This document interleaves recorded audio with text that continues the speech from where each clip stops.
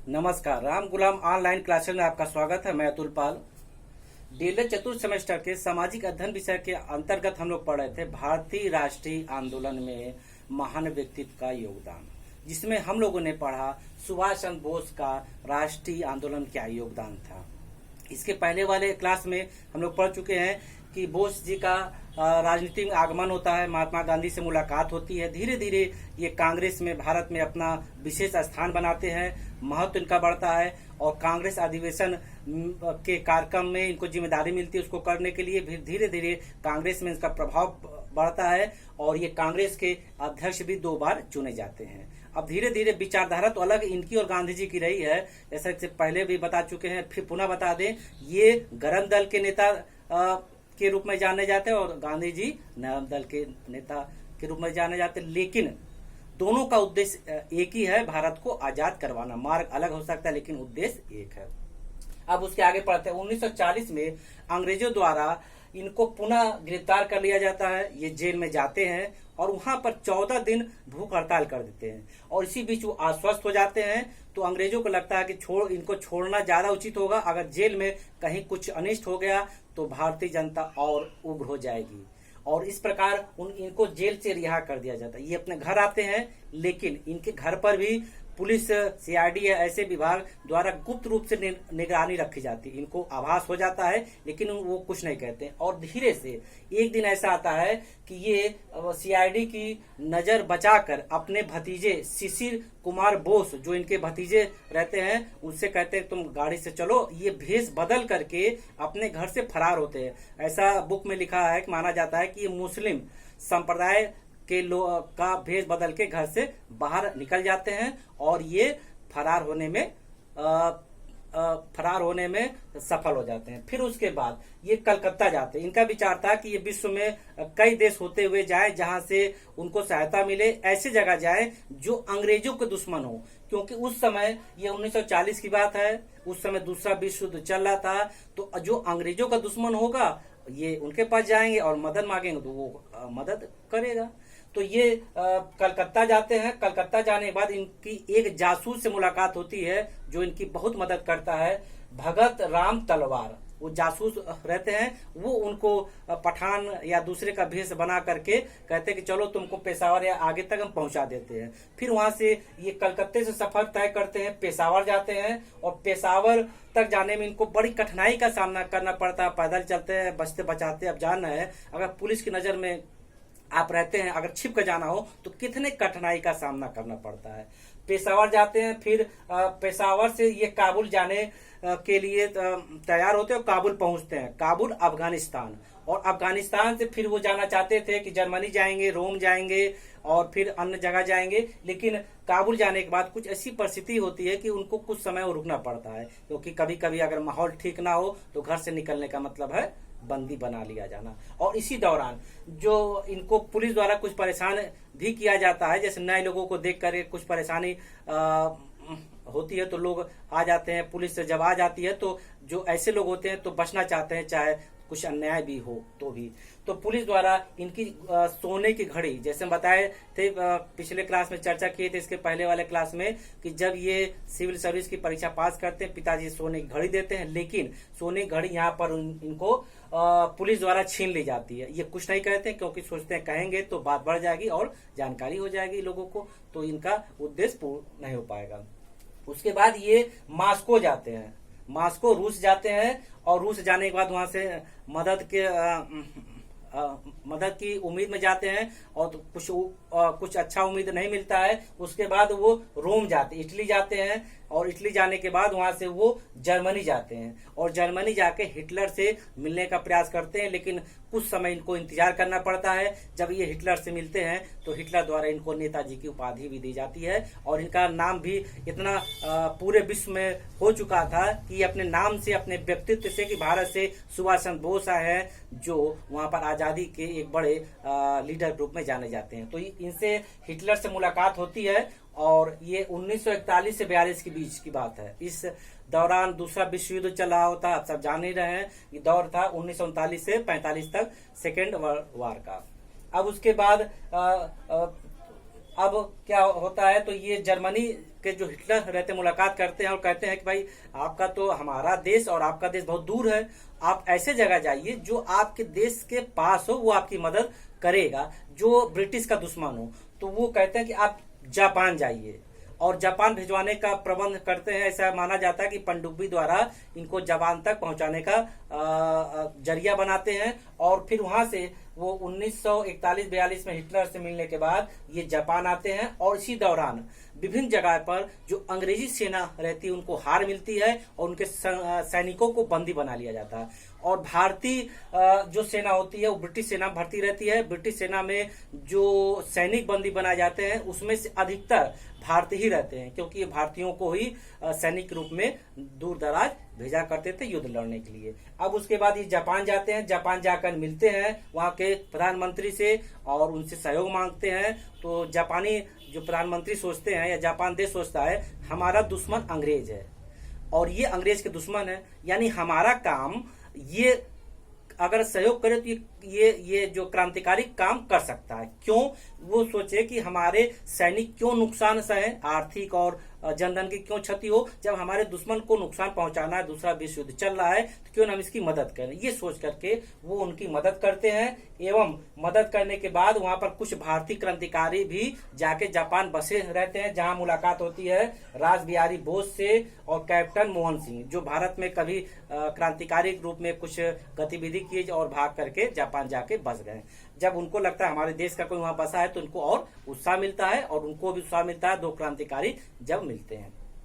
फिर उसके बाद जो रास बिहारी बोस क्रांतिकारी रहते हैं जिन्होंने आजाद हिंद फौज की स्थापना की। ये भी कहा जाता है कि जो आजाद हिंद फौज की 2 बार स्थापना की गई है। आजाद हिंद फौज यानी INA की जो स्थापना की गई है पहली बार की गई है 1942 में कैप्टन मोहन सिंह।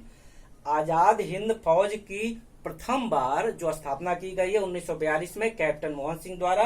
फिर इसकी पुनः गठन किया जाता है INA का 1943 में रास बिहारी बोस द्वारा। उस समय वो काफी वृद्ध हो चुके रहते हैं। जब बोस वहां जाते हैं तो इनकी जिम्मेदारी अपने सैनिकों की अपने उस संगठन जिम्मेदारी ये बोस जी को दे देते हैं, सुभाष चंद्र बोस के, आप इसके अनुसार काम करिए। फिर उसके बाद क्या होता है, ये वहां से बात करते हैं कि जो जगह जगह हमारे जो भाई बंधु भारतीय सैनिक हैं जो अंग्रेजों की सेना में भर्ती थे, बंदी हैं, उनको वो छुड़वाते हैं और अपने एक सैनिक संगठन बनाते हैं जिसमें लगभग 45-50 धीरे संख्या बढ़ के अधिकतम 70,000 तक संख्या का उल्लेख मिलता है। ये 70,000 तक लगभग सैनिकों का एक संगठन बनाते हैं। ऐसे सैनिक जो ब्रिटिश सैनिक के रूप में भारतीय थे, विभिन्न जगह जब अंग्रेजों की हार हुई तो वो वहां पर बंदी बना लिए गए, उनको छुड़वाते हैं और अपने सेना में भर्ती करते हैं। वो भी सोचते हैं कि जब हम वापस भारत जा नहीं पाएंगे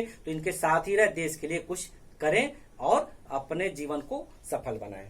फिर उसके बाद वो विभिन्न टुकड़ी बनाते हैं जिसमें कुछ भगत टुकड़ी है, भारत के महापुरुषों के नाम बनाई जाती है और महिला टुकड़ी बनाई जाती है। झांसी रानी ब्रिगेडियर जिसके कैप्टन इन्होंने बनाया कैप्टन लक्ष्मी सहगल का नाम आता है, जो वहां पर रह के क्रांतिकारी के रूप में इन्होंने काम किया है। लक्ष्मी सहगल को उस टीम लीडर का बनाया जाता है रानी लक्ष्मी ब्रिगेडियर का, और उस रूप में उन्होंने काम किया। अब इनका उद्देश्य था कि इस सैनिक टुकड़ी द्वारा वो भारत पर आक्रमण कर करके अपने आजादी को प्राप्त करे। सेकंड विश्व युद्ध चल रहा था, ये जापान से होते वर्मा तक आते हैं, कुछ क्षेत्र पर विजय भी प्राप्त कर लेते हैं, विजय प्राप्त करते हैं। और जब अंग्रेजों को पता चलता है कि भारत में उस दौरान असहयोग आंदोलन चल ही रहा था और जापान की तरफ से सुभाष चंद्र बोस सेना लेके आ रहे हैं, तो वो भयभीत हो जाते हैं कि अंदर से भी हमारे खिलाफ विद्रोह हो रहा है और बाहर से भी सेना लेके आ रहे हैं। अब वो विषम परिस्थिति पड़ जाते हैं। यही कारण है कि इस दो तरफा दबाव के कारण वो लंबे समय तक अब भारत में जान जाते अब नहीं टिकना है, भारत को छोड़ देना है, तो वो कुछ ऐसा करते हैं कि जहाँ जाते जाते कुछ उनका सम्मान है। अगर उनको मार के निकाला जाएगा तो अलग बात है, और स्वतः वो जाते जाते जब जान जाएंगे कि कमजोर हो गए हैं तो स्वतः ही उस सत्ता दे के जाएंगे, तो उनका कुछ सम्मान बचा रहेगा। तो इसलिए वो दबाव में आ जाते हैं। और इसी बीच खबर मिलती है सुभाष चंद्र बोस को कि हिटलर द्वारा आत्महत्या कर ली जाती है, ये जब वर्मा के पास रहते हैं। और फिर मुसोलिनी जो इटली के नेता रहते हैं उनको भी पकड़ के मार दिया जाता है। तो और इनको लगता है कि अब ये धीरे धीरे जो उनके सहयोगी देश थे अब कमजोर होते जा रहे हैं, और उनके जो मेन लीडर हैं जहां से सहयोग मिल रहा था कमजोर होते जा रहे हैं। और उसी दौरान भारत में मानसून भी आ जाता है, वर्षा आ जाती है, जिससे इनके सेना को बड़ी परेशानी होती है और जगह जगह दिक्कतें का सामना करना पड़ता है। अब वो परेशान हो जाते हैं कि आगे हम जाएं कैसे, सैनिक बीमार हैं इत्यादि हैं, और हमारे सहयोगी जो नेता हैं वो भी धीरे धीरे कमजोर होते जा रहे हैं। तो अब वो इसी बीच पता चलता है अमेरिका द्वारा जापान के 2 बड़े शहरों पर परमाणु बम गिराया जाता है, नागासाकी और हिरोशिमा द्वारा। अब इनके सहयोगी देश पर भी विपत्ति आ जाती है, वो अपनी ही विपत्ति देखेगा, इनका सहयोग करेगा। अब उसके बाद ये वापस लौटने का निश्चय करते कि अब हमारी सेना कमजोर है, उनको मौत के मुंह में क्यों झोंका जाए, इसलिए अब वापस लौटा जाए। अब उसके बाद ये वापस लौटने का प्रयास करते हैं और वो आते हैं कि अब जापान जाएंगे, कुछ अपने चुने हुए सैनिकों के साथ, अपने सहयोगियों के साथ। लेकिन जो जापानी कमांडर होते हैं, अधिकारी होते हैं, वो कहते हैं कि हमारे जहाज में 2 से अधिक लोग नहीं जा पाएंगे, क्योंकि ये छोटा जहाज है, बाकी हम दूसरी तरीके से भिजवाने का प्रयास करेंगे। अब 18 अगस्त 1945 की बात है, ये बोस जी एक अपने सहयोगी के साथ जापान जाने का प्रयास करते हैं और वायु मार्ग द्वारा जाते हैं। लेकिन ऐसा मिलता है सूचना कि ताइवान के पास इनका जो प्लेन क्रैश हो जाता, दुर्घटना हो जाती है, वो मारे गए। ऐसा भी कहा जाता है कि ये जब दुर्घटना हुई तो ये जब जहाज गिरा तो वो बुरी तरह घायल थे, जल गए थे और उसके बाद में उनकी मौत हो गई। लेकिन ये अभी विवाद इसलिए बना, आज भी विवाद बना है कि उनकी दुर्घटना के बाद उनके मृत शरीर को नहीं खोज पाए, मिल नहीं पाया, और जिसके कारण समय समय विवाद बना रहा। जब भारत को पता चला तो भारतीय सरकार घोषणा कर दी कि उनकी मौत हो गई है। लेकिन बाद में जब बहुत विवाद हुआ तो जापान जाके पता किया गया, तो जापानी जो मीडिया है तो उन्होंने ये पता लगाया कि उस दिन 18 अगस्त 1945 के दिन की बात ताइवान के आसपास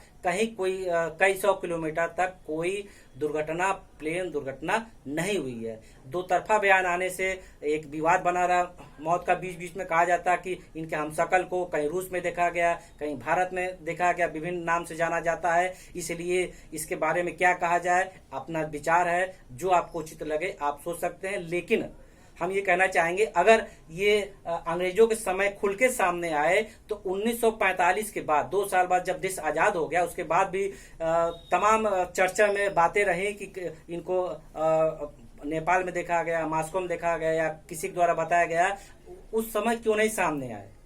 जब अंग्रेजों के कार्यकाल में सामने आ सकते थे तो आजादी के बाद क्यों नहीं सामने आए? ये एक आज भी विवाद बना हुआ है मौत का, कि इनका कैसे क्या हुआ। क्योंकि जो दुर्घटना बताई गई थी, जब जांच हुई तो पता चला, मीडिया को बताया गया कि आसपास कोई ऐसी कोई दुर्घटना नहीं है। हो सकता कोई राजनीतिक षड्यंत्र रहा हो किसी दुश्मन द्वारा। जो ऐसे षड्यंत्र होते हैं बहुत बड़े होते हैं, अंत तक पता नहीं चलता। जो भी हो, ये हमारे देश के महान क्रांतिकारी रहे हैं, इनको सत सत नमन करते हैं, वंदन करते हैं। और आज इसके साथ इनका आज का जो इनका विषय वस्तु, इनका पाठ आज खत्म होता है। आज हम लोग जाने कि क्या हम लोग पढ़े, रिवीजन करें। इनके उपनाम को हम लोग जानते हैं नेताजी। इनका पूरा नाम है सुभाष चंद्र बोस। ये गरम दल के नेता के रूप में जाने जाते हैं, उग्र नेता के रूप में जाने जाते हैं। और जो इन्होंने नारा दिया, दिल्ली चलो, स्वराज दिल्ली चलो, एवं तुम मुझे खून दो मैं तुम्हें आजादी दूंगा।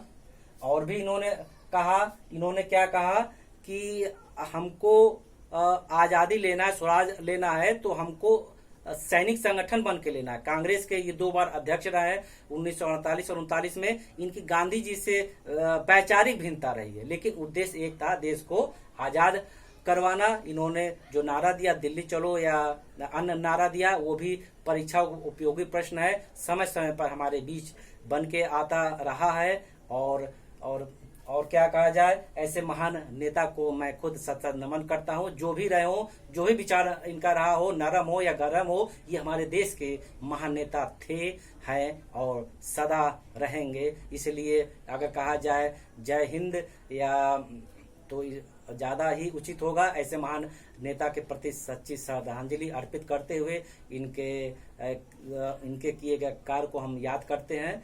और आज का जो उग्रवादी जो पाठ्यक्रम था, आज इनका यही समाप्त होता है। अगले उग्र विचारधारा वाले क्रांतिकारी के बारे में जानेंगे, जिनका नाम है तिलक, अर्थात बाल गंगाधर तिलक के बारे में हम अगले क्लास में अध्ययन करेंगे।